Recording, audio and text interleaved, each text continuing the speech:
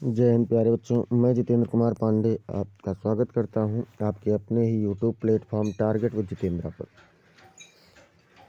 प्यारे बच्चों, UP board exam 2026 में अब आप लोगों के पास बहुत चंद दिन कह लीजिए या चंद घंटे कह लीजिए, क्योंकि आज 13 तारीख हो चुका है और 18 तारीख को आप लोगों को पेपर में बैठना है।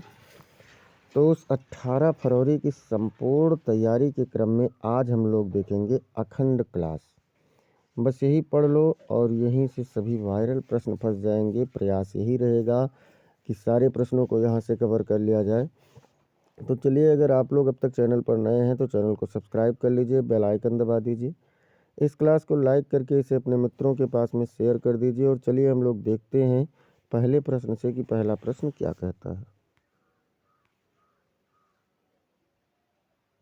है। भारत दुर्दशा है, या नासिकेतोपाख्यान है, या वैताल पचीसी है, या फिर सुख सागर है। तो बच्चों, अगर हम सुख सागर की बात करें तो ये सदा सुख लाल की रचना है। किसकी रचना है? सदा सुख लाल जी की रचना है सुख सागर। अगर बात किया जाए वैताल पचीसी तो ये वैताल भट्ट की रचना है। किसकी रचना है बच्चों? वैताल भट्ट की रचना है। ये वैताल भट्ट जी की रचना है। कौन सी? ये वैताल पचीसी। नासिकेतोपाख्यान सदल मिश्र जी की रचना है। और भारत दुर्दशा भारतेंदु हरिश्चंद्र जी की रचना है। अगले प्रश्न पर चलते हैं। अगला प्रश्न कह रहा है नीड़ का निर्माण फिर रचना की विधा है। नीड़ का निर्माण फिर कौन सी विधा की रचना है? कहानी है, या फिर यात्रा वृत्तांत है, या उपन्यास है, या आत्मकथा है। तो नीड़ का निर्माण फिर अगर इसकी बात करें बच्चों तो यह है आत्मकथा। किसकी रचना है नीड़ का निर्माण फिर? तो हरिवंश राय बच्चन जी की रचना है। किसकी है? हरिवंश राय बच्चन जी की रचना है। कौन सी? नीड़ का निर्माण फिर। अगला प्रश्न कह रहा है द्विवेदी युग के लेखक हैं। द्विवेदी युग के लेखक कौन है बच्चों? अज्ञेय जी हैं, या किशोरी लाल गोस्वामी हैं, या फिर हरिशंकर परसाई हैं, या कन्हैया लाल मिश्र प्रभाकर जी हैं। तो हरिशंकर परसाई और कन्हैया लाल मिश्र प्रभाकर जी ये दोनों हैं छायावादोत्तर युग के। कौन से युग के हैं? छायावादोत्तर है, छायावादोत्तर युग के हैं। किशोरी लाल गोस्वामी जी हैं द्विवेदी युग के, और अज्ञेय जी हैं प्रयोगवाद युग के। अज्ञेय जी कौन से युग के हैं बच्चों? तो अज्ञेय जी प्रयोगवाद युग के हैं। अगला प्रश्न कह रहा है डायरी विधा के लेखक हैं। डायरी विधा के लेखक कौन हैं? शमशेर बहादुर सिंह हैं, या फिर राहुल सांकृत्यायन हैं, या फिर सदल मिश्र हैं, या सरदार पूर्ण सिंह हैं। कौन है बच्चों? तो अगर हम लोग इसमें बात करें कि कौन है तो देखिए शमशेर बहादुर सिंह डायरी विधा के लेखक हैं। और शमशेर बहादुर सिंह की अगर हम लोग रचनाओं की बात करें तो टूटी हुई बिखरी हुई इनकी एक रचना है। इनकी एक रचना है प्रतिनिधि कविताएं। राहुल सांकृत्यायन जी की रचना जानते ही हैं, घुमक्कड़ शास्त्र और वोल्गा से गंगा। अगर हम बात करें सदल मिश्र का तो इनका है नासिकेतोपाख्यान। कौन सी रचना है बच्चों? नासिकेतोपाख्यान। और सरदार पूर्ण सिंह की रचना में कौन सी है? अविचल ज्योत है, खुले मैदान हैं, खुले लेख हैं। ये सभी किसकी रचना है बच्चों? तो ये सरदार पूर्ण सिंह की रचना है। अगला प्रश्न कह रहा है कि मजदूरी और प्रेम, मजदूरी और प्रेम रचना किस विधा से संबंधित है? मजदूरी और प्रेम रचना की विधा क्या है? क्या ये आप लोगों का नाटक है, या फिर कहानी है, या फिर निबंध है, या फिर उपन्यास है? तो क्या है बच्चों मजदूरी और प्रेम? मजदूरी और प्रेम निबंध है। और किसकी रचना है? तो ये रचना है सरदार पूर्ण सिंह जी की। किसकी रचना है बच्चों? सरदार पूर्ण सिंह की रचना है मजदूरी और प्रेम, और निबंध विधा से है। याद रखना, पेपर की खोपड़ी में छेद करके आना है, एक भी प्रश्न वहाँ पर गलत नहीं होना चाहिए। एक एक नंबर बहुत ही महत्वपूर्ण होता है। अगला प्रश्न कह रहा है चंद्रधर शर्मा गुलेरी द्वारा लिखित कहानी है। कौन सी कहानी है चंद्रधर शर्मा द्वारा बच्चों? प्रणयनी परिणय है, या ग्राम है, या फिर सुखमय जीवन है, या जासूस का धोखा है? तो बच्चों प्रणयनी परिणय जो है ये किशोरी लाल गोस्वामी जी की रचना है। किसकी है? किशोरी लाल जी की रचना है। और अगर हम लोग बात करें कि ग्राम किसकी रचना है, तो ग्राम जयशंकर प्रसाद जी की रचना। किसकी है बच्चों, जयशंकर प्रसाद जी की रचना। सुखमय जीवन और जासूस का धोखा, ये दोनों ही किस चंद्रधर शर्मा गुलेरी की रचनाएं हैं। यहाँ पर दोनों विकल्प आपका आ गया है। तो ऐसी स्थिति में जब होगा तो परीक्षा में आप दोनों में से कोई भी लगाएंगे आपका सही माना जाएगा। अगला प्रश्न कह रहा है द्विवेदी युग के लेखक हैं। द्विवेदी युग के लेखक कौन हैं, नंद दुलारे वाजपेयी जी हैं, या फिर हरिकृष्ण प्रेमी जी हैं, या डॉक्टर नगेंद्र हैं, या फिर सरदार पूर्ण सिंह हैं। तो कौन है बच्चों, तो नंद दुलारे वाजपेयी, हरिकृष्ण प्रेमी और डॉक्टर नगेंद्र, ये तीनों हैं शुक्लोत्तर युग के। कौन से युग के हैं बच्चों, तो शुक्लोत्तर युग के हैं, लेकिन सरदार पूर्ण सिंह जी द्विवेदी युग के लेखक हैं। अगले प्रश्न पर चलते हैं। सभी लोग शेयर करते रहिए और लाइक भी करते रहिए। इसमें पूछ रहे हैं कि अशोक के फूल निबंध के मतलब लेखक कौन है। अशोक के फूल निबंध के लेखक कौन हैं, हजारी प्रसाद द्विवेदी जी हैं, या राजेंद्र यादव जी हैं, या महादेवी वर्मा हैं, या फिर गुलाब राय हैं। तो कौन है बच्चों, तो अगर हम बात करें अशोक के फूल का तो इसके तो रचनाकार हजारी प्रसाद द्विवेदी जी हैं। राजेंद्र यादव की बात करें तो राजेंद्र यादव जी की रचनाओं में सारा आकाश है, उखड़े हुए लोग हैं, कुलटा है, ये सभी इनकी रचनाएं हैं। हिंदी प्रदीप और हाँ एक मिनट, महादेवी वर्मा की रचनाओं में बात करें तो अतीत के चलचित्र हैं, मेरा परिवार है, ये सभी इनकी रचनाएं हैं। गुलाब राय की बात करें तो ठलुआ क्लब, गेहूं बनाम गुलाब, ये इनकी प्रमुख रचनाएं हैं। अगले प्रश्न पर चलते हैं। अगला प्रश्न क्या कह रहा है कि द्विवेदी युग की पत्रिका है। कौन सी पत्रिका है द्विवेदी युग की, क्या हिंदी प्रदीप है, तो हिंदी प्रदीप भैया भारतेंदु युग की पत्रिका है। कौन से इसके संपादक है, तो बालकृष्ण भट्ट हैं। हंस की बात करें, हंस की कौन है, तो हंस के संपादक मुंशी प्रेमचंद जी हैं और ये छायावाद युग से संबंधित है। प्रताप पत्रिका की बात करें तो ये द्विवेदी युग की पत्रिका है और इसके संपादक गणेश शंकर विद्यार्थी जी हैं। कौन है बच्चों, गणेश शंकर विद्यार्थी जी इसके संपादक हैं। और अगर हम बात करें धर्मयुग की तो धर्मयुग जो है ये आपका प्रयोगवाद युग का है और इसके संपादक धर्मवीर भारती जी हैं। अगला प्रश्न आपका कह रहा है कि सदाचार की ताबीज निबंध के लेखक हैं। कौन है, मोहन राकेश जी हैं, या फिर हरिशंकर परसाई जी हैं, या फिर जी सुंदर रेड्डी हैं, या राहुल सांकृत्यायन जी हैं। कौन है बच्चों इसमें, तो अगर हम बात करें कि सदाचार की ताबीज तो ये रचना तो है हरिशंकर परसाई जी की। किसकी रचना है बच्चों, हरिशंकर परसाई जी की रचना है। मोहन राकेश जी की रचनाओं में आखिरी चट्टान है, लहरों के राजहंस है, आषाढ़ का एक दिन है। और अगर बात करें जी सुंदर रेड्डी की तो जी सुंदर रेड्डी की रचनाओं में कौन सा है, मेरे विचार है, लैंग्वेजेस प्रॉब्लम इन इंडिया है। अगर राहुल सांकृत्यायन की बात करें तो घुमक्कर शास्त्र और वोल्गा से गंगा। ऐसी रचनाएं बताई जा रही है, इतनी रचनाएं बताई जा रही हैं कि कोई भी प्रश्न आपका छूटने वाला नहीं है। सारे प्रश्न करके आना है, पेपर की खोपड़ी में छेद करना है अब की बार, और शेयर और लाइक करते रहना है, इसे तो बिल्कुल भी नहीं भूलना है। सब्सक्राइब नहीं है तो सब्सक्राइब भी करते रहिए। शुक्ल युगीन लेखक हैं तो शुक्ल युगीन लेखक में कौन है बच्चों, उदय शंकर भट्ट हैं, या फिर महावीर प्रसाद द्विवेदी हैं, या राधाचरण गोस्वामी हैं, या बालकृष्ण भट्ट जी हैं। कौन है बच्चों शुक्ल युगीन लेखक, तो उदय शंकर भट्ट जी शुक्ल युगीन लेखक हैं और महावीर प्रसाद द्विवेदी जी द्विवेदी युग के हैं। राधाचरण गोस्वामी की बात करें तो ये भारतेंदु युग के हैं और बालकृष्ण भट्ट भी भारतेंदु युग के हैं। तो उदय शंकर भट्ट जी कब के हैं, यही आपके हैं शुक्ल युगीन लेखक।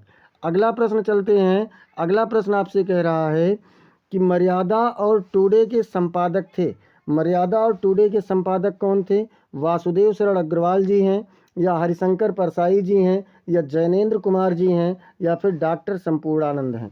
तो कौन है बच्चों, मर्यादा और टुडे पत्रिका के संपादक डॉक्टर संपूर्णानंद जी हैं। चलिए, वासुदेव शरण अग्रवाल की बहुत सारी रचनाएं हमने बताया है। आप लोग कमेंट सेक्शन में इनकी कोई 2 रचना तुरंत छाप दीजिए, तुरंत कमेंट सेक्शन में बता दीजिए। हरिशंकर परसाई की बात करें तो सदाचार की ताबीज है, भूत के पांव पीछे, तब की बात और थी, तट की खोज, ये सभी हरिशंकर परसाई जी की है। और अगर बात करें जैनेन्द्र कुमार का तो त्यागपत्र, पूर्वोदय, परख, ये सभी इनकी रचना है। वासुदेव शरण अग्रवाल का आप लोग कमेंट सेक्शन में बताइए कोई रचना जो अभी हमने आपको पहले भी बताया है। अगले प्रश्न पर चलते हैं और अगला प्रश्न कह रहा है कि किसका वास्तविक नाम केदार पांडे था। केदार पांडे के नाम से किसे जाना जाता है बच्चों? आप लोग कमेंट सेक्शन में बताते रहिए उत्तर, और साथ ही साथ आप लोग ये भी बताते रहिए कि कौन सा आपको कोई अगर क्वेश्चन में कन्फ्यूज़न है तो उसे भी बताते रहिए।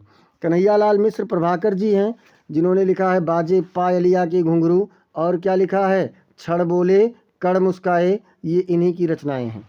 जैनेन्द्र कुमार जी की बात करें तो त्यागपत्र, पूर्वोदय, परख, ये सब इनकी रचना है। राहुल सांकृत्यायन, इनके बचपन का नाम, इनका वास्तविक नाम केदार पांडे था। ठीक है, ये सांकृत्य गोत्र के थे, इसीलिए इनके नाम को सांकृत्यायन के साथ जोड़ा गया। और इनकी रचनाओं में आप लोग बताएंगे कमेंट सेक्शन में। और मोहन राकेश की बात करें तो इनका है आखिरी चट्टान, लहरों के राजहंस, आषाढ़ का एक दिन। अगले प्रश्न पर चलते हैं और सभी लोग लाइक शेयर जरूर करते रहिए। और इसमें कह रहा है कि वर्तमान युग में हिंदी गद्य की प्रमुख भाषा है। वर्तमान युग में हिंदी गद्य की प्रमुख भाषा क्या है बच्चों? भोजपुरी है, या फिर ब्रज भाषा है, या खड़ी बोली है, या अवधी है।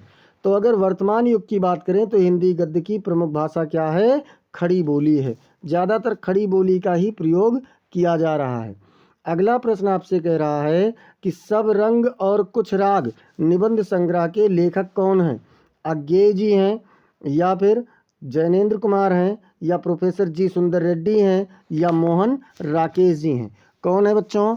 तो इसमें अज्ञेय जी हैं। और अज्ञेय जी की अगर हम लोग बात करें तो इनकी और रचनाएं हैं, जैसे सब रंग कुछ राग तो है ही, इत्तलम है, हरी घास पर क्षण भर है, इंद्रधनुष रौंदे हुए थे। जैनेन्द्र कुमार की बात करें तो जैनेन्द्र कुमार जी की रचनाओं में त्यागपत्र, पूर्वोदय, परख, एकदम से रट लीजिए इसे। और मोहन राकेश का आखिरी चट्टान, आखिरी चट्टान के साथ साथ और कौन सी रचना है? लहरों के राजहंस, जो बार बार पूछा गया है, और आषाढ़ का एक दिन, और जी सुंदर रेड्डी की रचनाओं को आप लोग कमेंट सेक्शन में बताएंगे। अगला प्रश्न आपका कह रहा है निम्नलिखित में से प्रसिद्ध आलोचक हैं। कौन है बच्चों प्रसिद्ध आलोचक? आचार्य रामचंद्र शुक्ल जी हैं, या महावीर प्रसाद महादेवी वर्मा हैं, या मुंशी प्रेमचंद जी हैं, या फिर जयशंकर प्रसाद जी हैं? जयशंकर प्रसाद जी का छाया है, प्रतिध्वनि है, कंकाल, तितली, इरावती, ये सभी रचनाएं किसकी हैं? जयशंकर प्रसाद जी की। मुंशी प्रेमचंद की बात करें तो गबन, गोदान, सेवा सदन, निर्मला, कर्मभूमि, ये सभी इनकी रचनाएं हैं।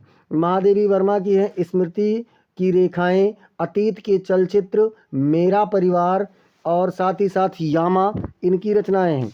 आचार्य रामचंद्र शुक्ल की बात करें तो चिंतामणि, विचार वीथी, 11 वर्ष का समय, ये सब इनकी रचनाएं हैं। और प्रसिद्ध आलोचक भी आचार्य रामचंद्र शुक्ल जी ही हैं।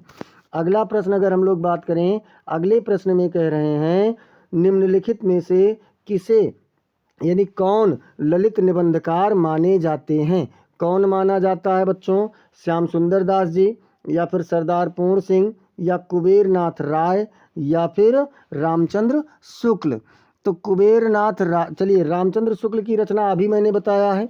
कुबेर नाथ राय की अगर बात करें तो इनकी रचना है प्रिया नीलकंठी, और क्या है? रस आखेटक। सरदार पूर्ण सिंह की अगर बात करें तो खुले मैदान, खुले लेख, अविचल ज्योति, ये सभी इनकी रचनाएं हैं। और श्याम सुंदर दास जी की अगर बात किया जाए तो श्याम सुंदर दास की रचनाओं को आप लोग कमेंट में बताइए। ललित निबंधकार की अगर बात करें तो ललित निबंधकार में सरदार पूर्ण सिंह जी को माना गया है।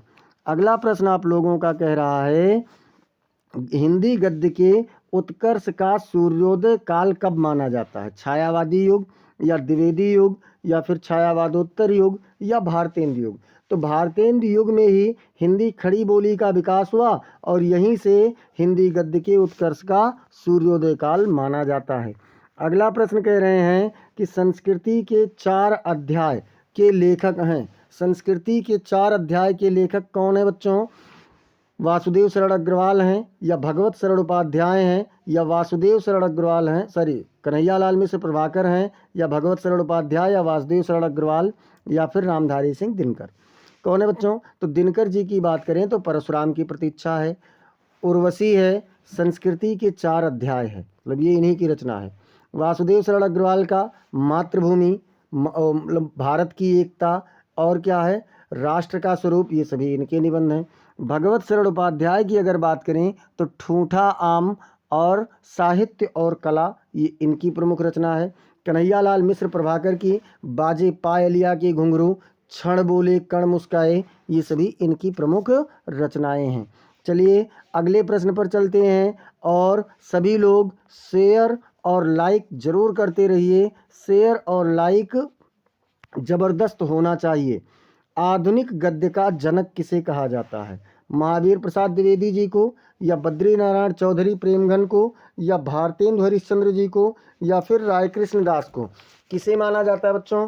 तो आधुनिक हिंदी गद्य का जनक भारतेंदु हरिश्चंद्र जी को माना जाता है, जिन्होंने खड़ी बोली का विकास किया। और साथ ही साथ कह सकते हैं इनकी बहुत सारी रचनाएं हैं, जैसे भारत दुर्दशा है, और कौन सी है, भारत दुर्दशा के साथ साथ इनकी और भी रचनाएं हैं, सत्य हरिश्चंद्र, वैदिकी हिंसा हिंसा ना भवति, ये सभी इन्हीं की प्रमुख रचनाएं हैं। अगला प्रश्न चलते हैं। अगले प्रश्न पर कह रहा है कि रेखा चित्र पर आधारित रचना है। रेखा चित्र पर आधारित रचना कौन सी है बच्चों? मुद्रा राक्षस है या साहित्यालोचन है या फिर अतीत के चलचित्र हैं या अंतरिक्ष की यात्रा है? अंतरिक्ष की यात्रा की अगर हम बात करें तो अंतरिक्ष की यात्रा किसकी रचना है? अंतरिक्ष की यात्रा है राकेश शर्मा की रचना। किसकी रचना बच्चों? राकेश शर्मा की रचना है। अगर बात करें अतीत के चलचित्र तो ये किसकी रचना है? महादेवी वर्मा जी की रचना है। अगर हम लोग बात करें साहित्यालोचन तो ये किसका है? श्याम सुंदर दास जी की रचना है। श्याम सुंदर दास जी की रचना है। और मुद्रा राक्षस किसकी रचना है? तो विशाख दत्त की रचना है। बच्चों मुद्रा राक्षस जो है, मुद्रा राक्षस नाटक है और साहित्यालोचन आलोचना है, अतीत के चलचित्र रेखा चित्र है और अंतरिक्ष की यात्रा संस्मरण है। अगले प्रश्न पर चलते हैं। अगला प्रश्न कह रहा है बेईमान की परत के रचनाकार कौन है? कन्हैयालाल मिश्र प्रभाकर जी हैं या हरिशंकर परसाई हैं या मोहन राकेश हैं या फिर रामवृक्ष बेनीपुरी जी हैं? कौन है बच्चों? तो इसमें अगर हम लोग बात करें कि कौन कौन है तो देखिए कन्हैयालाल मिश्र प्रभाकर का क्षण बोले कण मुस्काए, और कौन सी है, और इनकी रचना है बाजे पायलिया के घुंघरू। हरिशंकर परसाई जी की बात करें तो बेईमान की परत, भूत के पांव पीछे, तब की बात और थी, तट की खोज। मोहन राकेश की बात करें तो आखिरी चट्टान, लहरों के राजहंस और आषाढ़ का एक दिन। और रामवृक्ष बेनीपुरी जी की रचनाओं को आप लोग बताएंगे कोई एक रचना जो बहुत प्रसिद्ध रचना हो, उसको आप लोग कमेंट सेक्शन में बताएंगे। अगला प्रश्न कह रहा है वर्ण रत्नाकर के रचनाकार हैं। वर्ण रत्नाकर के रचनाकार कौन है बच्चों? मथुरानाथ शुक्ल हैं या फिर दौलत राम जी हैं या फिर राम प्रसाद निरंजनी जी हैं या ज्योतिरीश्वर जी हैं? कौन है बच्चों? तो अगर वर्ण रत्नाकर की बात करें तो इसके रचनाकार हैं ज्योतिरीश्वर। कौन रचनाकार हैं? ज्योतिरीश्वर ठाकुर जी। अगर हम लोग बात करें मथुरानाथ की कोई एक रचना तो इनकी रचना है गोविंद वैभवम। कौन सी रचना है? गोविंद वैभवम। दौलत राम की रचना की बात करें तो छेदता, और राम प्रसाद निरंजनी जी की बात करें तो राम प्रसाद निरंजनी जी की रचना को आप लोग कमेंट सेक्शन में बता दीजिए कि कौन सी। भाषा योग वशिष्ठ तो एक है ही। चलिए अगला है कल्पवृक्ष निबंध के रचनाकार। कल्पवृक्ष निबंध के रचनाकार कौन है बच्चों? हजारी प्रसाद द्विवेदी जी हैं या फिर जैनेन्द्र कुमार हैं या वासुदेव शरण अग्रवाल हैं, अबवाल नहीं अग्रवाल, या फिर अमृत राय जी हैं? कौन है बच्चों? तो अगर हम लोग बात करें हजारी प्रसाद द्विवेदी का तो कुटज है, और कौन सी इनकी रचना है? अशोक के फूल है, और कौन सी इनकी रचना है? साहित्य सहचर है। और बात करें तो बहुत सारी रचनाएं इनकी, पुनर्नवा, अनामदास का पोथा, बाण भट्ट की आत्मकथा। जैनेन्द्र कुमार जी की अगर बात करें तो जैनेन्द्र कुमार जी का त्यागपत्र, पूर्वोदय और परख है। वासुदेव शरण अग्रवाल का कल्पवृक्ष है, कल्पलता है, भारत भूमि है, भारत भूमि है, भारत की एकता है, सॉरी भारत की एकता है, माता भूमि है। और अमृत राय की रचना को आप लोग कमेंट सेक्शन में बताएंगे। अगला प्रश्न, साहित्य संदेश पत्रिका के संपादक हैं। एक बार सभी लोग शेयर जबरदस्त करते रहिए, शेयर और लाइक नहीं रुकना चाहिए, और कमेंट में आंसर भी बताते रहें। साहित्य संदेश पत्रिका के संपादक कौन है? महावीर प्रसाद द्विवेदी जी हैं? तो नहीं, इन्होंने सरस्वती पत्रिका किया था। या फिर राजेंद्र प्रसाद हैं या प्रताप नारायण मिश्र? तो प्रताप नारायण मिश्र जी ने कौन सा पत्रिका किया था? ब्राह्मण। और गुलाब राय ने कौन सा पत्रिका किया था? साहित्य संदेश। अगला प्रश्न देखते हैं। अगला प्रश्न कह रहा है, पाणिनिकालीन भारतवर्ष के लेखक हैं। पाणिनिकालीन भारतवर्ष के लेखक कौन है बच्चों? इस रचना के लेखक कौन हैं? क्या हजारी प्रसाद द्विवेदी जी हैं, या मोहन राकेश हैं, या वासुदेव शरण अग्रवाल हैं, या फिर कन्हैयालाल मिश्र प्रभाकर जी हैं? तो हजारी प्रसाद द्विवेदी का है कुटज, साहित्य सहचर, अनामदास का पोथा, पुनर्नवा, बाणभट्ट की आत्मकथा, अशोक के फूल, ये सभी इनकी रचनाएं हैं। मोहन राकेश की बात करें तो आखिरी चट्टान, लहरों के राजहंस, और कौन सा है? और इनकी एक रचना है आषाढ़ का एक दिन। वासुदेव शरण अग्रवाल, पाणिनिकालीन भारतवर्ष को वासुदेव शरण अग्रवाल ने लिखा है। माता भूमि, भारत की एकता, कल्पवृक्ष, कल्पलता, ये सभी वासुदेव शरण, कल्पलता हजारी प्रसाद द्विवेदी जी की भी रचना है। कन्हैयालाल मिश्र जी की बात करें तो इनका है कौन सा? इनका है बाजे पायलिया के घुंघरू, छड़ बोले कड़ मुस्काए, ये इनके रचनाएं हैं। अगला प्रश्न है भैया बहुत ज़बरदस्त, शिकायत मुझे भी है किस विधा की रचना है? शिकायत मुझे भी है, ये कहानी है या नाटक है या उपन्यास है या फिर निबंध है? कौन सी रचना है बच्चों? शिकायत मुझे भी है। और साथ ही साथ आप लोगों को ये भी बताना है कि है क्या, किसकी रचना है? तो ये है निबंध। किसकी रचना है? तो ये हरिशंकर परसाई जी की रचना है। किसकी रचना है बच्चों? हरिशंकर परसाई जी की रचना है। अगला प्रश्न कह रहा है कि सरदार पूर्ण सिंह किस युग के लेखक हैं? भारतेंदु युग, या फिर द्विवेदी युग, या फिर छायावाद युग, या प्रगतिवाद युग? सरदार पूर्ण सिंह की बात की जा रही है, और सरदार पूर्ण सिंह हैं द्विवेदी युग की। भारतेंदु युग की बात करें तो भारतेंदु युग में भारतेंदु हरिश्चंद्र थे ही, बालकृष्ण भट्ट थे, प्रताप नारायण मिश्र थे। छायावाद युग में जयशंकर प्रसाद, महादेवी वर्मा, सूर्यकांत त्रिपाठी निराला, सुमित्रानंदन पंत, ये सभी हैं। प्रगतिवाद युग में अज्ञेय जी हैं, मुंशी प्रेमचंद जी हैं। ये सब, मुंशी प्रेमचंद जी का काल प्रगतिवाद में भी रहा है, ये ध्यान रखना है। इसके बाद भवानी प्रसाद मिश्र हैं, बहुत सारे लेखक उसमें भी हैं। अगला प्रश्न कह रहा है कि हिंदी कहानी का जनक माना जाता है किसे? किशोरीलाल गोस्वामी जी, या फिर विष्णु प्रभाकर, या उदय शंकर भट्ट, या फिर डॉक्टर रामकुमार वर्मा जी? कौन है बच्चों? तो चलिए कमेंट सेक्शन में आप लोग बताएंगे। वैसे तो किशोरीलाल गोस्वामी जी की रचना है इंदुमती, और पहली कहानी मानी जाती है, इन्हें जनक माना जाता है। विष्णु प्रभाकर जी की रचना है आवारा मसीहा, जो कि जीवनी है। डॉक्टर रामकुमार वर्मा का इन्हें एकांकी जनक माना जाता है। और उदय शंकर भट्ट के बारे में आप लोग कोई रचना बताइए। अगला प्रश्न कह रहा है कि हिंदी साहित्य के आदिकाल के लिए सिद्ध सामंत काल किसने कहा है? आदिकाल को सिद्ध सामंत काल की संज्ञा किस व्यक्ति ने दी है बच्चों? आप लोगों को बताना है। तो चलिए बता देते हैं भैया कि किसने कहा है। देखिए, सिद्ध सामंत काल क्या राहुल सांकृत्यायन जी ने कहा है, या रामचंद्र शुक्ल जी ने कहा है, या रामकुमार वर्मा जी ने कहा है, या फिर डॉक्टर नगेंद्र जी ने कहा है? तो साहित्य आदिकाल को सिद्ध सामंत काल कहा है राहुल सांकृत्यायन जी ने। रामचंद्र शुक्ल ने इसे वीरगाथा काल कहा है। कौन सा काल कहा है बच्चों? वीरगाथा काल। और रामकुमार वर्मा जी ने इसे कौन सा काल कहा है?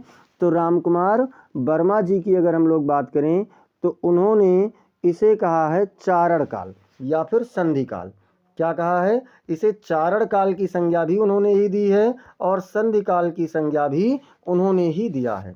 और डॉक्टर नगेंद्र ने कोई भी नामकरण नहीं किया है।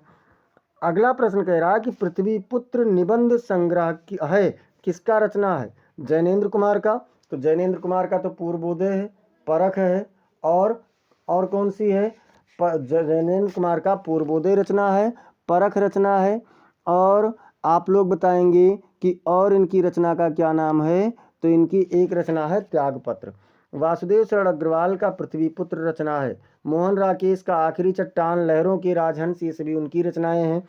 अज्ञे जी का है इंद्रधनुष रौंदे हुए थे वे हरी घास पर क्षण भर इत्यलम, ये सभी इनकी रचनाएं हैं। अब अगला प्रश्न आपसे कह रहा है कि लहरों के राजहंस की विधा है। बार बार आप लोगों ने सुना कि मोहन राकेश का है, लेकिन विधा कौन सा है? उपन्यास है या कहानी है या नाटक है या फिर यात्रा वृत्तांत है? कई बार ये कक्षा 10 में भी पूछा गया है और कक्षा 12 में भी पूछा गया है, कंपटीशन में भी पूछा गया है। तो आज इसको याद कर लेते हैं कि प्रश्न संख्या 12 कह रहा है, जहाँ उपमेय में उपमान की समानता प्रकट की जाए वहाँ अलंकार होता है। उपमा होगा या फिर रूपक होगा या उत्प्रेक्षा होगा या संदेह होगा। समानता की बात हो रही है, संभावना नहीं कहा जा रहा है, समानता कहा जा रहा है। तो समानता होगी तो क्या होगा? उपमा अलंकार होगा। संभावना होगा तो रूप उत्प्रेक्षा होगा, और जब भेद रहित आरोप होगा तो रूपक होगा। प्रश्न संख्या 13 कह रहा है, सोरठा छंद के दूसरे और चौथे चरण में मात्राएं होती हैं। 11 मात्रा या 16 मात्रा या फिर 12 मात्रा या फिर 13 मात्रा दूसरे और चौथे चरण में। तो सोरठा क्या है बच्चों? दोहे का उल्टा होता है। सोरठा के दूसरे और चौथे चरण में 13 मात्राएं, पहले और तीसरे चरण में 11 मात्राएं होती हैं। तो यहाँ पर डी वाला विकल्प आपका सही उत्तर हो जाएगा। प्रश्न संख्या 14 कह रहा है, अपव्यय शब्द में उपसर्ग जुड़ा है। अपव्यय शब्द में कौन सा उपसर्ग है? उपसर्ग वह शब्दांश होते हैं जो शब्द के पहले जुड़ते हैं। तो आ है या फिर उप है या अप है या अधि है। तो क्या है बच्चों? इसमें अप उपसर्ग है। सी वाला विकल्प आपका बिल्कुल सही उत्तर हो जाएगा। प्रश्न संख्या 15 कह रहा है, माता पिता में समास है। माता पिता शब्द में कौन सा समास है? कर्मधार है या द्विगु या फिर बहुब्रीहि या फिर द्वंद्व समास। तो माता पिता शब्द अगर देखा जाए बच्चों, तो माता और पिता कह रहे हैं। माता और पिता मतलब दोनों एक दूसरे के विरोधी हैं। ऐसी स्थिति में क्या होता है? द्वंद्व समास होता है। जब दो पद हों और दोनों प्रधान हों और दोनों में अक्सर क्या होता है? विलोम शब्द होते हैं, बीच में योजक चिन्ह होता है, तो वहाँ पर द्वंद्व समास होता है। प्रश्न संख्या 16 कह रहा है, समुद्र शब्द का पर्यायवाची शब्द नहीं है। कौन सा नहीं है ये बताना है। सागर नहीं है या पारावार नहीं है या महीपत या जलधि। तो जलधि और सागर तो सभी जानते हैं, कन्फर्म हो गए। पारावार भी समुद्र की ही पर्यायवाची है, लेकिन महीपत पर्वत की पर्यायवाची है, इसलिए सी वाला विकल्प आपका सही उत्तर हो जाएगा। प्रश्न संख्या 17 कह रहा है, 100 का तत्सम शब्द है। 100 जो 100, 200, 300 ऐसे कहते हैं, उसका तत्सम क्या होगा? सत है या सव है या सत है या इनमें से कोई नहीं। तो बच्चों तत्सम शब्द होगा सत, बड़ा सा यानी तालव्य सा और ता, सत होगा 100 का तत्सम शब्द। प्रश्न संख्या 18 कह रहा है, तेसाम में विभक्ति और वचन है। कौन सी विभक्ति है? पंचमी विभक्ति द्विवचन है या सप्तमी विभक्ति एक वचन है या षष्ठी विभक्ति बहुवचन है या फिर चतुर्थी विभक्ति चतुर्थी विभक्ति एक वचन है। कौन सा है इसमें से? तो बच्चों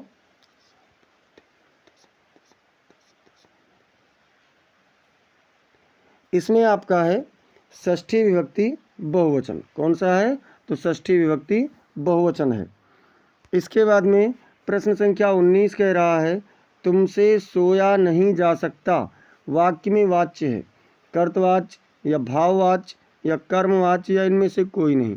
तो देखिए हमने कहा था कि नकारात्मक भाव में होगा और क्या होगा? कर्म का अभाव होगा। तो देखिए इसमें आपका कर्म का अभाव है, कर्म नहीं है, और मतलब अकर्मक क्रिया है। सोना क्या है? एक अकर्मक क्रिया है, और यहाँ पर नकारात्मक भाव है, तो ऐसी स्थिति में ये आपका कर्मवाच्य बन रहा है। प्रश्न संख्या 20 कह रहा है कि विकारी पद नहीं है।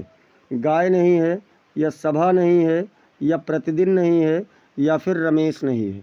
कौन सा पद बच्चों विकारी नहीं है? विकार मतलब होता है परिवर्तन।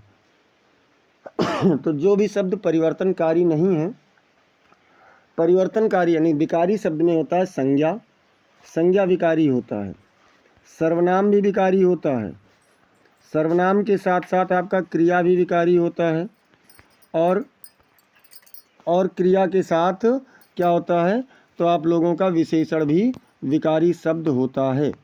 अब इसमें देखें तो गाय संज्ञा है, सभा भी संज्ञा है और रमेश भी संज्ञा है, लेकिन प्रतिदिन संज्ञा नहीं है, इसलिए सी वाला विकल्प आपका सही उत्तर हो जाएगा। कमेंट में इसको पूरा बताइए, ठीक है। अब यहाँ से शुरू होता है खंडबा। खंडबा क्या है? वर्णनात्मक प्रश्न है। निम्नलिखित में से किसी एक गद्यांश पर आधारित सभी प्रश्नों के उत्तर दीजिए। तो चलिए, पहला गद्यांश क्या कह रहा है कि कुसंग का ज्वर सबसे भयानक होता है। यह केवल नीति और सद्वृत्ति का ही नाश नहीं करता, बल्कि बुद्धि का भी क्षय करता है। किसी युवा पुरुष की संगति यदि बुरी होगी तो वह उसके पैरों में बंधी चक्की के समान होगी, जो उसे दिन दिन अवनति के गड्ढे में गिराती जाएगी, और यदि अच्छी होगी तो सहारा देने वाली बाहु के समान होगी, जो उसे निरंतर उन्नति की ओर ले जाएगी। अब देखिए प्रश्न क्या है। तो पहला प्रश्न इसमें से पूछा कि उपर्युक्त गद्यांश का संदर्भ लिखिए। अब देखिए क्या है, तो ये पाठ आप लोगों को पता है मित्रता नामक शीर्षक से, तो भैया लिख दीजिए। प्रस्तुत गद्यांश हमारी पाठ्य पुस्तक हिंदी के गद्य खंड के मित्रता नामक शीर्षक से लिया गया है। इसके लेखक आचार्य रामचंद्र शुक्ल जी हैं। लेखक कौन है बच्चों? तो आचार्य रामचंद्र शुक्ल जी इसके लेखक हैं। अब इसके बाद में देखते हैं दूसरा प्रश्न। तो दूसरा प्रश्न कह रहा है कि गद्यांश के रेखांकित अंश की व्याख्या कीजिए। चलो हम एक बार आपको रेखांकित अंश दिखा देते हैं। रेखांकित अंश इसमें ज़्यादा है। किसी युवा पुरुष की संगति यदि बुरी होगी तो वह उसके पैरों में बंधी चक्की के समान होगी, जो उसे दिन दिन अवनति के गड्ढे में गिराती जाएगी, और यदि अच्छी होगी तो सहारा देने वाली बाहु के समान होगी, जो उसे निरंतर उन्नति की ओर ले जाएगी। अब चलो इसका हम लोग देख लेते हैं व्याख्या। तो कह रहे हैं कि यदि कोई व्यक्ति बुरी संगति में पड़ता है तो वह उसके जीवन को नकारात्मक दिशा में ले जाएगी और उसे गलत कामों में फंसा देगी। बुरी संगति के कारण व्यक्ति अपने लक्ष्यों से भटक जाता है और उसके जीवन में समस्याएं बढ़ने लगती हैं।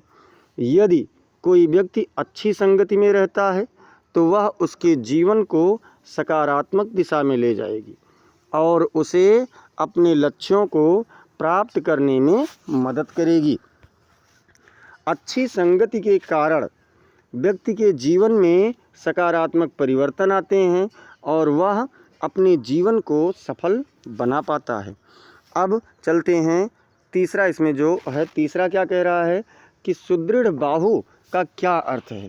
तो सुदृढ़ बाहु का अर्थ है कि मजबूत सहारा, अर्थात कह सकते हैं बहु नहीं बाहु होना चाहिए, मजबूत सहारा, यानी कि कोई ऐसा सहारा हो जो क्या करे, जो आप लोगों को पार करा दे, अर्थात सच्चा मित्र होना चाहिए। अब इसके बाद में मान लो आप उसे नहीं कर पा रहे हैं तो अथवा में इसको कर लेना। और इसमें क्या कह रहे हैं कि हिंदी में प्रगतिशील साहित्य का निर्माण हो रहा है। उसके निर्माता यह समझ रहे हैं कि उनके साहित्य में भविष्य का गौरव निहित है, पर कुछ ही समय के बाद उनका यह साहित्य भी अतीत का स्मारक बन जाएगा और आज जो तरुण हैं वही वृद्ध होकर अतीत के गौरव का स्वप्न देखेंगे। उनके स्थान में तरुणों का फिर दूसरा दल आ जाएगा जो भविष्य का स्वप्न देखेगा। दोनों के ही स्वप्न सुखद होते हैं क्योंकि दूर के ढोल सुहावन होते हैं। दूर के ढोल सुहावन होते हैं, इस शब्द को अगर आप ध्यान दें तो पकड़ ले जाएंगे कि कौन से पाठ से है। ये पाठ है क्या लिखूं, पद्मलाल पुन्नालाल बख्शी जी द्वारा है। अब पहले इसमें कह रहे हैं कि आप लोग उपर्युक्त गद्यांश का संदर्भ लिख दीजिए। देखिए आपका चाहे गद्य हो चाहे पद्य हो, सभी पाठों का नाम और उनके लेखकों का नाम आपको अवश्य आना चाहिए, तभी आपका ये 2 नंबर पक्का हो पाएगा। तो क्या है बच्चों, प्रस्तुत गद्यांश हमारी पाठ्य पुस्तक हिंदी के गद्य खंड के क्या लिखूं नामक शीर्षक से लिया गया है। इसके लेखक पद्मलाल पुन्नालाल बख्शी जी हैं। कौन है इसके लेखक? तो पद्मलाल पुन्नालाल बख्शी जी इसके लेखक हैं। फिर दूसरे में क्या कह रहा है कि गद्यांश के रेखांकित अंश की व्याख्या कीजिए। तो चलो देख लेते हैं। यह वाक्य हिंदी साहित्य के प्रगतिशील साहित्य के बारे में बात कर रहा है। इसमें कहा गया है कि प्रगतिशील साहित्य के निर्माता यह समझ रहे हैं कि उनके साहित्य में भविष्य का गौरव निहित है, लेकिन कुछ ही समय के बाद उनका यह साहित्य भी अतीत का स्मारक बन जाएगा। इसका मतलब है कि समय के साथ यह साहित्य पुराना हो जाएगा और उसका महत्व कम हो जाएगा। आज जो तरुण हैं वही वृद्ध होकर अतीत के गौरव का स्वप्न देखेंगे। अर्थात जो लोग आज युवा हैं, एक समय बाद क्या होगा कि वो बूढ़े होंगे और आज के समय की कल्पना करेंगे कि कितना अच्छा समय था। और का नंबर मतलब तीसरा नंबर इसमें क्या कह रहा है? तो तीसरा नंबर इसमें कह रहा है कि प्रस्तुत गद्यांश में प्रगतिशीलता से क्या तात्पर्य है। तो भैया प्रस्तुत गद्यांश में प्रगतिशीलता से तात्पर्य है समाज में परिवर्तन और उन्नति की बात करने वाला साहित्य जो समाज की समस्याओं को उजागर करता है और उनके समाधान के लिए आवाज़ उठाता है। यह साहित्य समाज को बदलने में मदद करता है और भविष्य को बेहतर बना। प्रश्न संख्या 22 क्या कह रहा है? निम्नलिखित में से किसी एक पद्यांश पर आधारित सभी प्रश्नों के उत्तर दीजिए। और पद्यांश क्या है? ऊधो जाहु तुम्हि हम जाने। गोपियाँ कह रहे हैं, जब उद्धव जी समझाने गए हैं तो गोपियाँ उनसे कह रहे हैं कि हे उद्धव, जाओ, हम तुम्हें जान गए हैं, हम तुम्हें बहुत अच्छे से पहचान भी गए हैं। श्याम तुम्हें यहाँ को नहीं पठयो तुम हो बीच भुलाने। मतलब श्री कृष्ण जी ने तुम्हें यहाँ नहीं भेजा है। हे उद्धव, तुम जाओ, हम तुम्हें जान गए हैं कि श्री कृष्ण जी ने तुम्हें यहाँ नहीं भेजा है, तुम बीच में ही मार्ग भटक गए हो, भूल गए हो। ब्रज नारिन सो जोग कहत हो, बात कहत न लजाने। ब्रज की नारियों से तुम योग की बात करते हो और तुम्हें इस बात को कहते हुए लज्जा भी नहीं आती है। बड़े लोग न विवेक तुम्हारे, ऐसे भय अयाने। आप सभी लोग बड़े हैं, आप में फिर भी बुद्धि नहीं है, विवेक नहीं है, सूझबूझ नहीं है, और ऐसे ही आप बड़े हो गए हैं, ज्ञानी हो गए हैं। फिर गोपियाँ कह रहे हैं, हमसो कही लई हम सही के। ये उद्धव, हमसे आपने कहा और हमने इसे सह लिया। जिय गुण ले हूँ सयाने। इसे अपने जी में, अपने हृदय में इस बात को बिठा लीजिए। कहाँ अबला कहाँ दशा दिगंबर, मष्ट करो पहचाने। मतलब कहाँ हम अबला नारी और कहाँ तुम हमें निराकार ब्रह्म अर्थात दिगंबर, यानी जिसकी दिशाएं ही वस्त्र हो, जिसका कोई रूप ही नहीं है, जिसका कोई आकार ही नहीं, ऐसे ईश्वर की आराधना करने को कह रहे हो। इस बात को तो पहचानो। साच कहो तुमको अपनी सो, बूझती बात निदाने।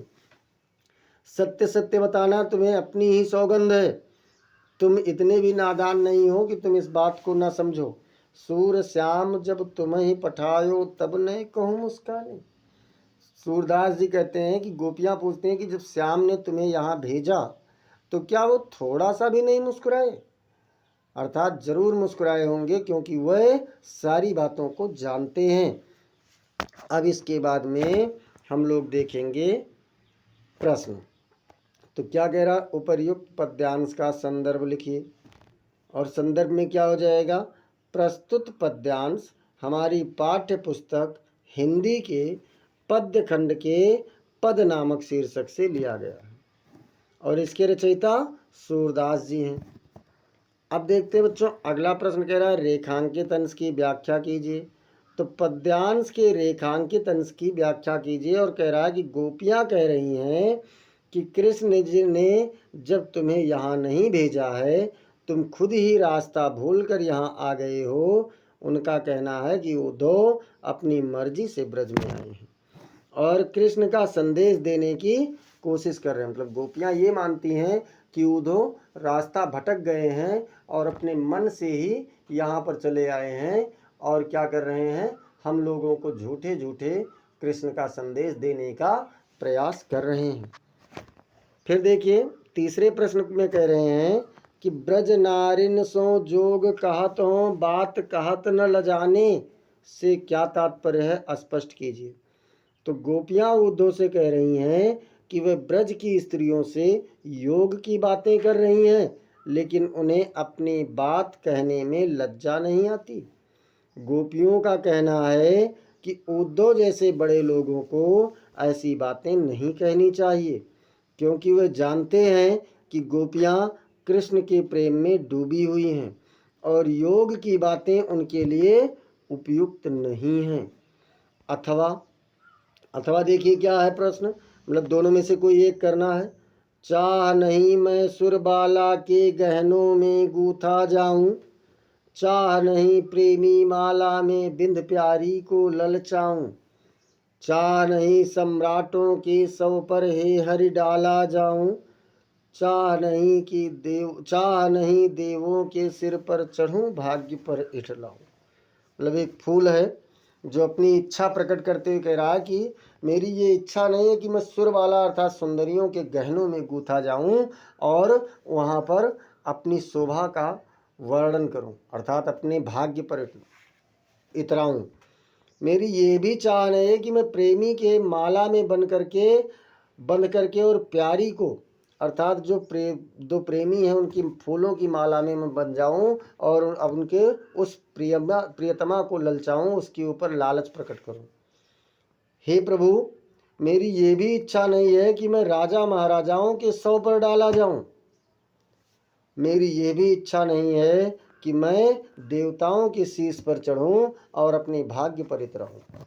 एक फूल कह रहा है तो फिर इच्छा क्या है, अपनी इच्छा वो यहाँ बताता है।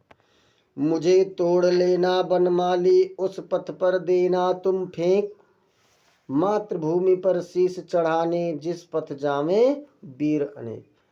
फूल कह रहा है कि हे वनमाली, मुझे तुम तोड़ लेना और उस मार्ग पर केवल फेंक देना जहाँ से भारत माता के वीर अपने शीश को चढ़ाने के लिए, अपना बलिदान देने के लिए बहुत से वीर आते जाते रहते हैं, तो मुझे वहीं फेंक देना। मेरी यही एक अभिलाषा है, मेरी यही एक इच्छा है। तो किसकी अभिलाषा है? पुष्प की। और भैया प्रश्न क्या है कि उपर्युक्त पद्यांश का संदर्भ लिखिए। तो कह रहे प्रस्तुत पद्यांश हमारी पाठ्य पुस्तक हिंदी के पद्य खंड के पुष्प की अभिलाषा, नाम ही यही है इसका, नामक शीर्षक से लिया गया है। और इसके रचयिता कौन है? तो माखनलाल चतुर्वेदी जी हैं।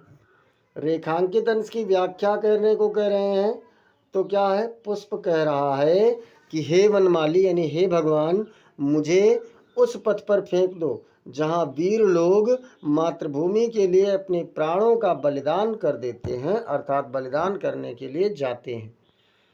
अब देखिए पुष्प वनमाली के समक्ष अपनी कौन सी इच्छा प्रकट करता है? तो पुष्प की इच्छा है कि वह मातृभूमि की रक्षा के लिए बलिदान होना चाहता है, न कि देव कन्याओं के आभूषणों में गूथा जाना, प्रेमी माला में बंधना, सम्राटों के सिर पर चढ़ाया जाना या देवों के सिर पर चढ़ना वो नहीं चाहता, बल्कि वह क्या करता है? माँ का वर्णन किया गया है। अब में से किसी एक का संदर्भ सहित हिंदी में अनुवाद कीजिए। तो चलिए देख लेते हैं। इयम नगरी मतलब यह नगरी, विविध धर्माणाम मतलब अनेकों धर्मों की संगम स्थली मतलब संगम स्थली है। यह नगरी विविध धर्मों की संगम स्थली है। महात्मा बुद्ध, तीर्थंकर, पार्श्वनाथ, शंकराचार्य, कबीर, गोस्वामी तुलसीदास, अन्ये च बहवः महात्मानः अत्रागत्य स्वीयान् विचारान् प्रसारयन्। मतलब महात्मा बुद्ध, तीर्थंकर, पार्श्वनाथ, शंकराचार्य, कबीर, गोस्वामी तुलसीदास और अन्य बहुत से महात्मा अत्रागत मतलब यहाँ आकर के स्वीयान माने अपने विचारों का प्रचार प्रसार किया। न केवलम दर्शने साहित्ये धर्मे अपितु कला क्षेत्रे अपि, मतलब न केवल दर्शन साहित्य धर्म क्षेत्र में बल्कि कला के क्षेत्र में भी इयम नगरी विविधानाम कलानाम, ये नगरी विविध प्रकार की कलाओं की, शिल्पानांच और शिल्पों की कृति मतलब के लिए लोके विश्रुता संसार में प्रसिद्ध है। अत्रत्याः कौशे साटिका, यहाँ की रेशम की साड़ियाँ देशे देशे मतलब देश देश में सर्वत्र स्पृहन्ते सभी जगह से प्रेम प्राप्त करती है। अब देखिए संदर्भ क्या है, तो प्रस्तुत संस्कृत गद्यांश हमारी पाठ्य पुस्तक हिंदी के संस्कृत खंड के वाराणसी नामक शीर्षक से लिया गया है। कौन से शीर्षक से बच्चों, तो वाराणसी नामक शीर्षक से इसे लिया गया है। अनुवाद में यह नगरी, देखिए अभी तो मैंने इसको बता ही दिया है, तो आप लोग इसे स्क्रीनशॉट कर लीजिए, स्क्रीनशॉट कर लीजिए बाद में रिवाइज करने के लिए। और देखते हैं अथवा में क्या कह रहा है। अथवा में कह रहा है कि एकदा मतलब एक बार, बहवा जना बहुत से लोग, धूमयानम धूमयान अर्थात रेल में, आरोह मतलब चढ़ करके, नगरम प्रति गच्छन्ति स्म नगर की ओर जाते थे। एक बार बहुत से लोग धूमयान अर्थात रेल में बैठ करके नगर की ओर जाते थे। तेषु केचित् ग्रामीणाः केचिच्च नागरिकाः आसन्, तेषु मतलब उनमें से, केचित मतलब कुछ, ग्रामीणा माने ग्रामीण, केचिच और कुछ, नागरिका मतलब नागरिक, आसन मतलब थे, उनमें से कुछ ग्रामीण और कुछ नागरिक थे। मौनम स्थितेषु तेषु एकः नागरिकः ग्रामीणान् उपहसन अकथयत। मौनम स्थितेषु मतलब उन सभी में मौन धारण किए हुए बीच में, तेषु मतलब उनमें से, एकः नागरिका मतलब एक नागरिक, ग्रामीणान उपहसन ग्रामीणों का मजाक उड़ाते हुए, अकथयत मतलब बोला, यानी उन चुपचाप या शांत स्थित उनमें से एक नागरिक ग्रामीणों का उपहास करते हुए, मजाक उड़ाते हुए बोला। ग्रामीणाः अद्यापि पूर्ववत अशिक्षिताः अज्ञाश्च सन्ति। ग्रामीणा मतलब ग्रामीण, अद्यापि आज भी, पूर्ववत पहले के समान, अशिक्षिता अशिक्षित, अज्ञाच और अज्ञानी, संति मतलब हैं।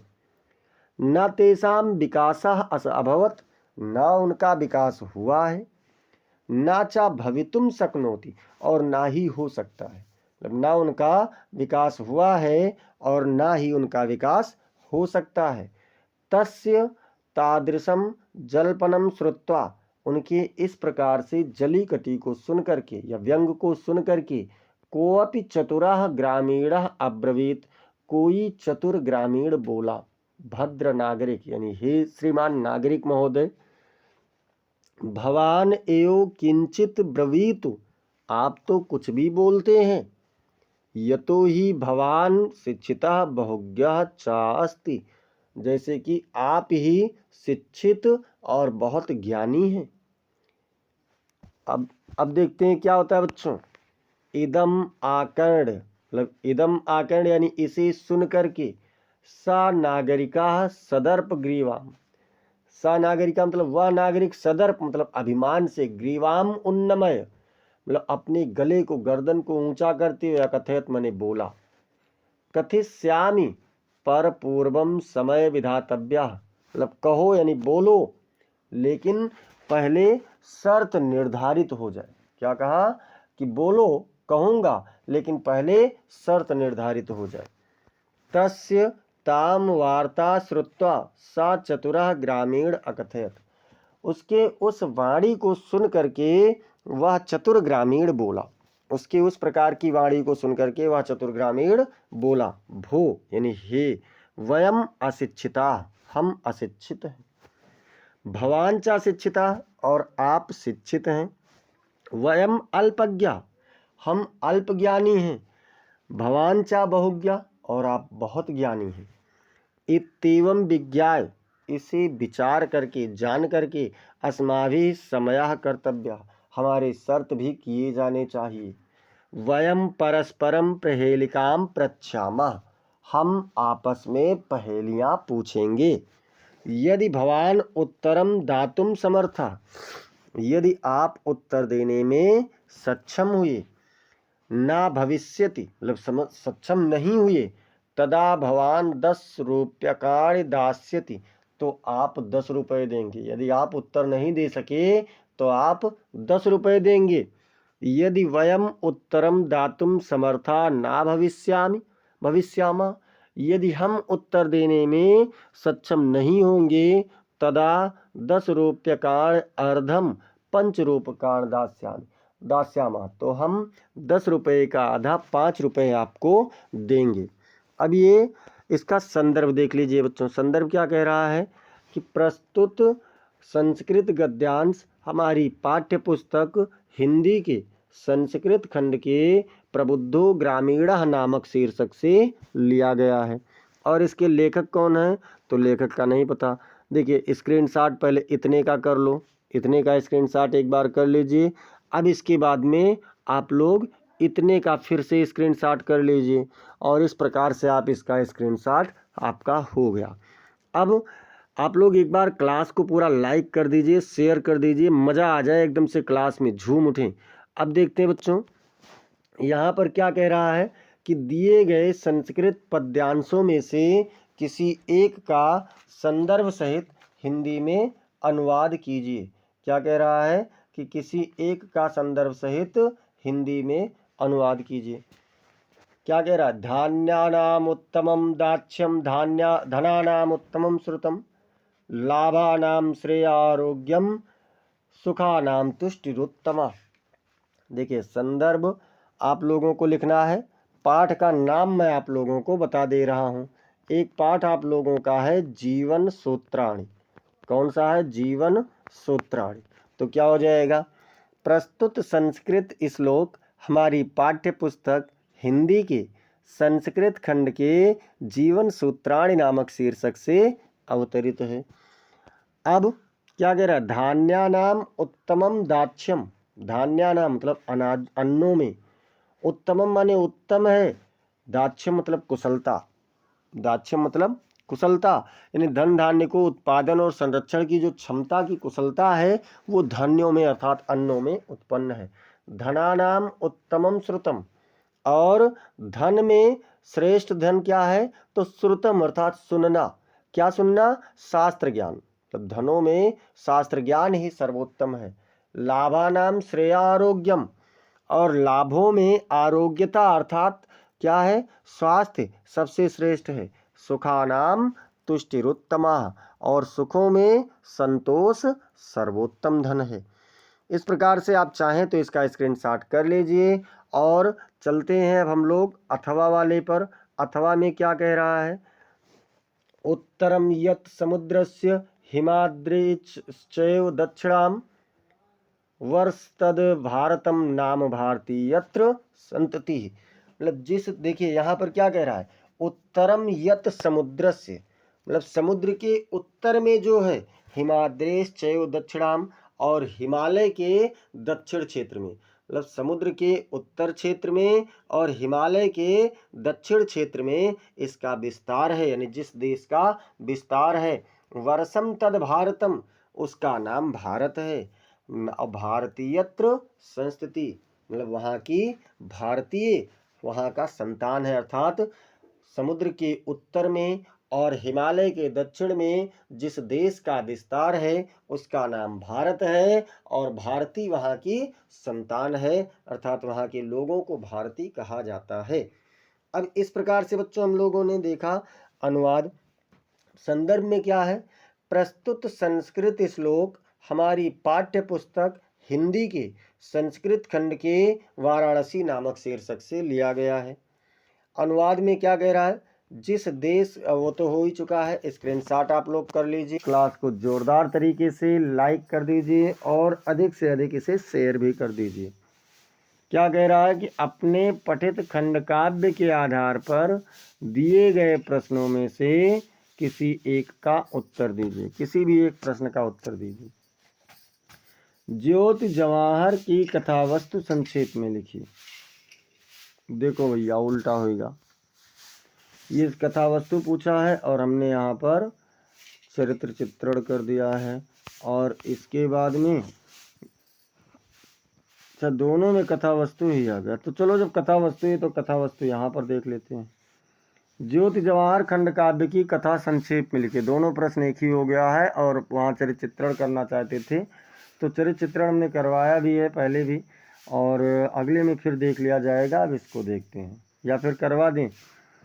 चलो देखते हैं। ज्योति जवाहर खंड काव्य की कथा संक्षेप में लिखी। ज्योति जवाहर खंड काव्य की कथा वस्तु जवाहरलाल नेहरू के जीवन, विचारों और उनके संघर्ष को दर्शाती है, जिसमें भारतीय संस्कृति, मानवता, प्रेम और ज्ञान के महत्व को उजागर किया गया है। यह खंड काव्य नेहरू को एक प्रेरणादायक नेता के रूप में प्रस्तुत करता है, जिन्होंने देश के उत्थान के लिए अपना जीवन समर्पित कर दिया था। अब सारांश देखिए। सारांश क्या कह रहा है? जवाहरलाल नेहरू का जीवन और योगदान पहला है। तो यह खंड काव्य जवाहरलाल नेहरू के जीवन की प्रमुख घटनाओं, उनके विचारों और स्वतंत्रता संग्राम में उनके महत्वपूर्ण योगदान का वर्णन करता है। अगला कह रहा है कि मानवता और प्रेम। कवि ने नेहरू जी की मानवता के प्रति प्रेम और करुणा को दर्शाया है। यह एक प्रेरणास्पद नेता थे जो हमेशा अपने देश के कल्याण के लिए तत्पर रहते थे। शिक्षा का महत्व क्या है? खंड काव्य में शिक्षा और ज्ञान की शक्ति पर जोर दिया गया है। सामाजिक और राष्ट्रीय मुद्दे क्या हैं? तो देखिए, सामाजिक और राष्ट्रीय मुद्दे में यह खंड काव्य भारतीय समाज और संस्कृति के इर्द गिर्द घूमता है, जिसमें सामाजिक मुद्दों को भी उजागर किया गया है। प्रेरणादायक संदेश देखते हैं। अंततः यह खंड काव्य एक प्रेरणादायक संदेश देता है कि कैसे एक व्यक्ति कठिनाइयों का सामना कर सकता है और समाज में सकारात्मक बदलाव ला सकता है। चलो देख लेते हैं इनका जीवन चरित्र चित्रण भी। यहाँ प्रश्न को ही थोड़ा सा चेंज कर दीजिए और समझ लीजिए। जैसे हमने इसमें कथा वस्तु लिखा है, तो आप इसमें लिख दीजिए कि ज्योति जवाहर खंड काव्य के आधार पर चरित्र चित्रण। देखिए, ज्योति जवाहर खंड काव्य के आधार पर पंडित जवाहरलाल नेहरू का चरित्र चित्रण है, जिसमें पहला प्रश्न मतलब ये क्या है? जवाहरलाल नेहरू एक ऐसे व्यक्तित्व थे जिनमें देश प्रेम, विश्व बंधुत्व, वैज्ञानिक दृष्टिकोण और राष्ट्रीय भावनात्मक एकता जैसे गुण समाहित थे। वह एक लोकनायक थे जिन्होंने भारत की स्वतंत्रता के लिए संघर्ष किया और देश के निर्माण में महत्वपूर्ण भूमिका भी निभाई। नेहरू जी के चरित्र की विशेषता क्या क्या है? तो देश प्रेम और राष्ट्रीय भावना। नेहरू जी के चरित्र की विशेषता में क्या है? देश प्रेम और राष्ट्रीय भावना। तो चलो देखते हैं। नेहरू जी को भारत की समृद्ध संस्कृति और इतिहास पर गर्व था। भारत की जो समृद्ध संस्कृति रही है और इतिहास रहा है, उस पर नेहरू जी को बहुत ही गर्व था। वह भारत की एकता और अखंडता के प्रतीक थे। किस बात के प्रतीक थे? तो भारत की एकता और अखंडता के प्रतीक थे हमारे नेहरू जी।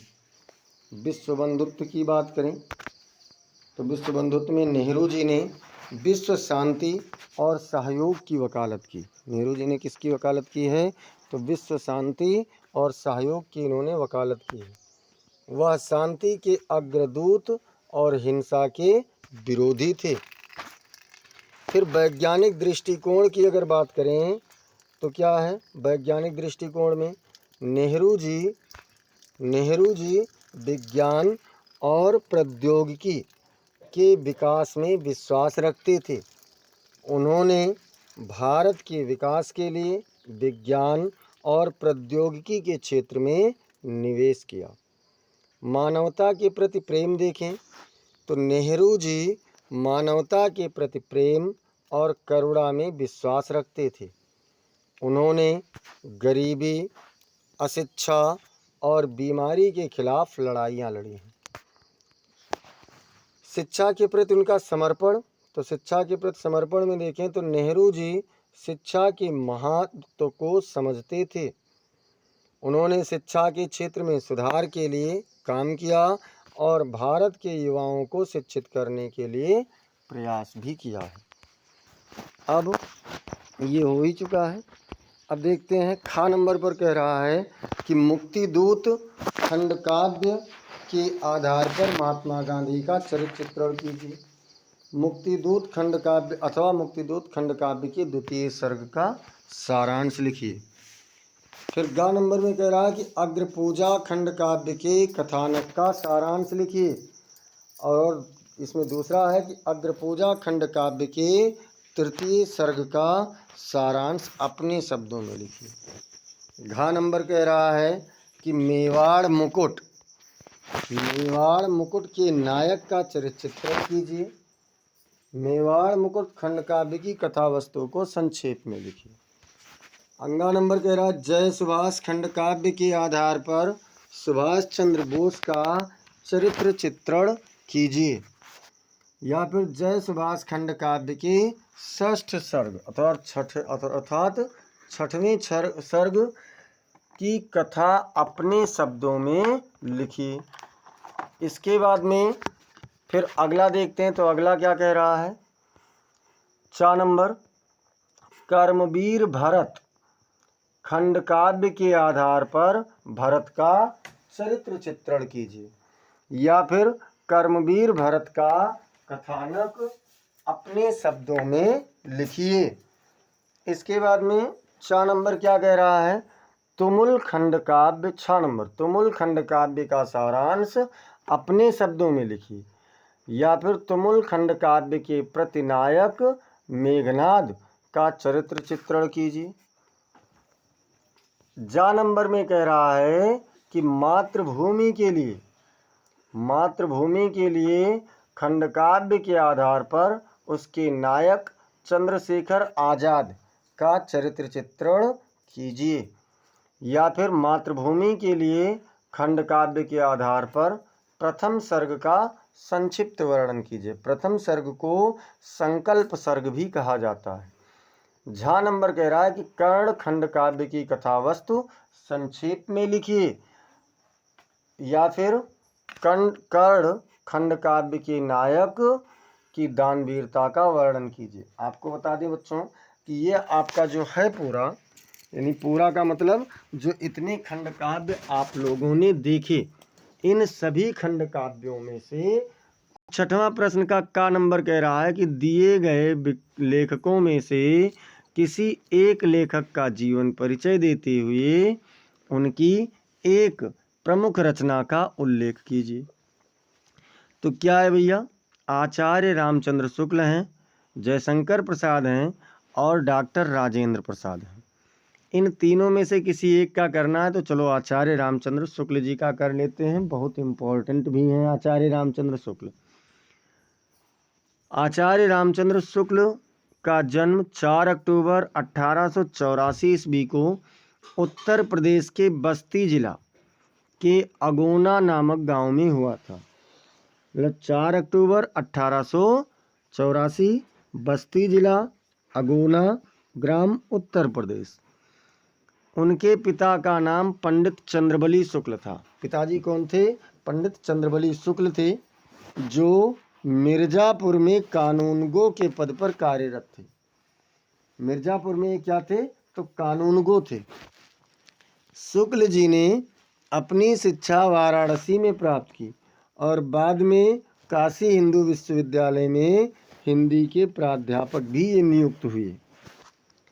अब देखते हैं आचार्य रामचंद्र शुक्ल की एक प्रमुख रचना क्या है। हिंदी साहित्य का इतिहास है, जो हिंदी साहित्य के इतिहास पर आधारित पहली विस्तृत और प्रमाणित पुस्तक भी मानी जाती है। यह रचना हिंदी साहित्य के अध्ययन अध्यापन में एक महत्वपूर्ण योगदान है। ये रचना क्या है? तो हिंदी साहित्य के अध्ययन और अध्यापन में एक महत्वपूर्ण योगदान है। और देखते हैं भैया शुक्ल जी के बारे में। शुक्ल जी एक महान आलोचक, निबंधकार, अनुवादक और साहित्य इतिहासकार थे। उनकी अन्य प्रमुख रचनाओं में चिंतामणि, रसमीमांसा, तुलसीदास, विचार वीथी और जायसी ग्रंथावली शामिल है। उनका निधन 2 फरवरी 1941 ईस्वी को वाराणसी में हुआ था। तो इस प्रकार से हम लोगों ने लेखकों का जीवन परिचय देखा। लेखक का मतलब आचार्य रामचंद्र शुक्ल जी का। सभी लोग क्लास को लाइक और शेयर करते रहिए। खा नंबर क्या कह रहा है बच्चों? दिए गए कवियों में से किसी एक कवि का जीवन परिचय देते हुए उनकी एक प्रमुख रचना का उल्लेख कीजिए। मतलब किसी भी एक कवि का जीवन परिचय देते हुए आपको क्या करना है? तो एक रचना का उल्लेख करना है। कौन कौन से हैं? तुलसीदास जी हैं, राम नरेश त्रिपाठी हैं और श्याम नारायण पांडे जी हैं। तो चलिए हम लोग देख लेते हैं यहाँ पर राम नरेश त्रिपाठी जी की जीवन परिचय और रचना का उल्लेख कैसे है। राम नरेश त्रिपाठी का जन्म 4 मार्च 1889 ईस्वी को उत्तर प्रदेश के जौनपुर जिले के कोयरीपुर ग्राम में एक साधारण कृषक परिवार में हुआ था। देखिए, कोयरीपुर ग्राम, जौनपुर जिला, उत्तर प्रदेश, और जन्म का तिथि क्या था? तो 4 मार्च और 1889 ईस्वी। अब इसके बाद में देखें तो इनकी प्रारंभिक शिक्षा गांव के प्राइमरी स्कूल में हुई। मतलब गांव के प्राइमरी स्कूल से इन्होंने अपनी पढ़ाई शुरू किया था। त्रिपाठी जी स्वच्छंदतावादी कवि थे और लोकगीतों के सर्वप्रथम संकलन करता थे। इन्होंने लोकगीतें खूब लिखी। उनकी रचना, उनकी एक प्रमुख रचना में देखें तो पथिक है। पथिक भी है और मिलन भी है इनकी रचना, जो हिंदी के प्रथम एवं सर्वोत्कृष्ट राष्ट्रीय खंड काव्य में से एक है। पथिक क्या है? तो एक खंड काव्य है। इसकी रचना इन्होंने वर्ष 1920 में मात्र 21 दिनों में किया था। मतलब जो ये पथिक का खंड काव्य है, इसकी रचना इन्होंने कुल 21 दिनों में किया था। और अन्य प्रमुख रचनाओं में मिलन है और स्वप्न भी शामिल है। त्रिपाठी जी ने कविता, कहानी, उपन्यास, जीवनी, संस्मरण, बाल साहित्य आदि विभिन्न विधाओं में भी लेखन किया है। इनका निधन 16 जनवरी 1962 ईस्वी को प्रयाग में हुआ था। कहाँ पर हुआ था? तो प्रयाग। संख्या 7 कह रहा है कि अपनी पाठ्यपुस्तक में से कंठस्थ कोई एक श्लोक लिखिए जो इस प्रश्न पत्र में ना आया हो। मतलब कोई एक ऐसा श्लोक लिखना है जो इस प्रश्न पत्र में ना आया हो। तो चलिए, इस प्रश्न पत्र में नहीं आया वही लिख दे रहे हैं। बंधनम मरणम वापि जयो वापि पराजयः उभयत्र समो वीरः वीर भावो ही वीरता। अगला प्रश्न आप लोगों का कह रहा है कि वाद विवाद प्रतियोगिता में प्रथम स्थान प्राप्त करने पर अपने चचेरे भाई को बधाई देते हुए पत्र लिखिए। अथवा क्या करना है? अथवा अपनी गली या मोहल्ले की नालियों की समुचित सफाई के लिए नगर निगम के स्वास्थ्य अधिकारी को पत्र लिखिए। तो चलिए एक कर देते हैं नगर निगम अधिकारी को। तो सेवा में मुख्य नगर अधिकारी, नगर निगम प्रयागराज, उत्तर प्रदेश। महोदय, यहाँ से देखिए, महोदय, निवेदन है कि आजकल प्रयागराज नगर की सड़कों की सफाई व्यवस्था संतोषजनक नहीं है। नगर की सड़कों पर सर्वत्र गंदगी फैली हुई है। नालियों में गंदा पानी सड़ रहा है, जिसमें दुर्गंध के कारण अनेक बीमारियों के फैलने की आशंका है। गंदगी के कारण मच्छर पैदा हो रहे हैं। चौक बाज़ार, देखिए, चौक बाज़ार नगर का मुख्य व्यावसायिक केंद्र है। किसी भी नगर का अगर चौक बाज़ार है तो अक्सर क्या होता है? मुख्य व्यावसायिक केंद्र ही होता है। नगर के सभी वर्गों के लोग वहां अपनी आवश्यकता अनुसार सामान खरीदने आते हैं। नालियों और सड़कों की गंदगी ग्राहक के मन पर कुप्रभाव डालती है। वह इस गंदगी को देखकर दोबारा इस ओर नहीं आते हैं। दुकानदारों के व्यवसाय पर इसका असर पड़ रहा है। अतः, अब देखो भैया क्या कह रहे हैं, अतः आपसे विनम्र निवेदन है कि इस अव्यवस्था की ओर विशेष ध्यान दें। अपने स्वास्थ्य कर्मचारियों को यहाँ विशेष सफाई बनाए रखने का आदेश दें ताकि यहाँ के निवासियों का जीवन बीमारियों से दूर रहे और व्यवसायियों के व्यवसाय में वृद्धि संभव हो सके। इसके बाद में क्या है, भवदीय काखागा दिनांक, परीक्षा की तिथि डालना 18/2/2026। चलिए अगला प्रश्न आप लोगों का कह रहा है, अगला प्रश्न है निम्नलिखित में से किन्हीं 2 प्रश्नों के उत्तर संस्कृत में दीजिए। अब पहला प्रश्न पूछ रहा है कि ज्ञानम कुत्र संभवति, ज्ञान कहाँ संभव है। तो भैया ज्ञानम सर्वत्र संभवति, ज्ञान कहाँ है, सभी जगह संभव है। अगला है भारतीय संस्कृति मूलम किम अस्ति, भारतीय संस्कृति के मूल में क्या है।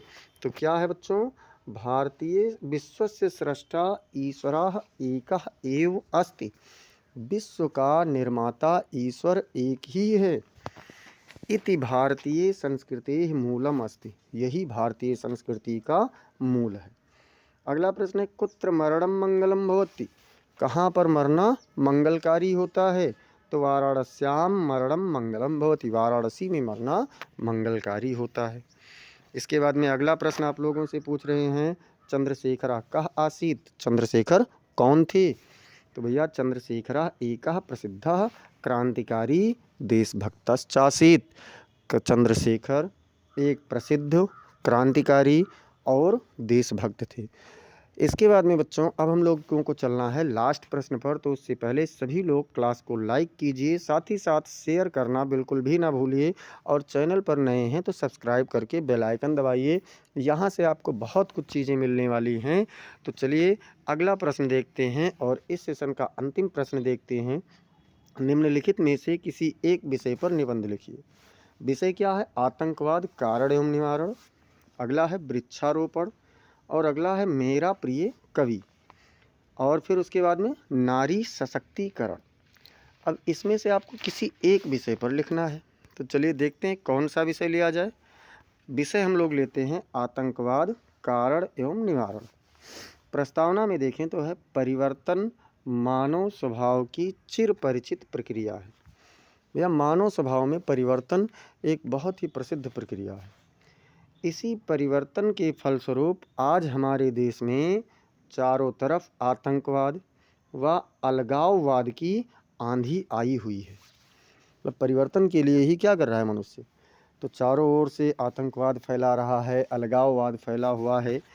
जब भी किसी राष्ट्र में निजी स्वार्थ अधिक पनपता है, अगर मान लीजिए अपना व्यक्तिगत स्वार्थ बहुत ज़्यादा है, तो इसी प्रकार की घटनाएं जन्म लेती रहती हैं।